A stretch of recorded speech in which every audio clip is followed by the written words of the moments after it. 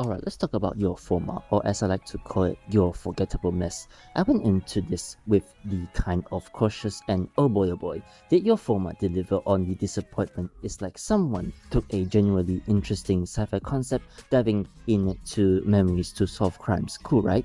First off, the pacing in this thing is an absolute train wreck. Apparently, the anime decided that the entire volume of the light novel was just, optional.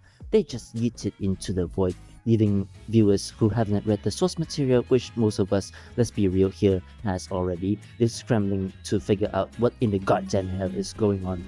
It's like starting a movie halfway through and expecting everyone to just roll with it. Characters pop up, motivations are murky, and the plot just lurches forward like it's having a seizure. You're supposed to build up your world, introduce your characters, make us give a singular damn about them.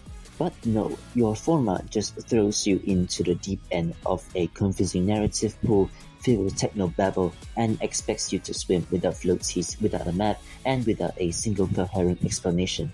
It's less of a story and more of a highlight reel of things that might have been cool if they had any context, emotional weight, or even basic logic tying them together. The plot moves at the speed of a hyperactive toddler's fever dream, leaving you drowning in a half-baked ideas while desperately grasping for anything to care about. And the characters, don't get me started. Our main girl, Ichika, is hyped up to be this super genius investigator, so brilliant that her brain-diving antics would fry a normal human's grey matter. The only one who can keep up is her android partner Harold. Sounds like a setup for some epic detective duo, right? Wrong. Ichika's supposed genius is about as convincing as a politician's promise. The show tells us she's smart, but then she proceeds to make decisions and observations that a moderately intelligent houseplant could figure out. It's the classic show don't tell failure, crank up to 11.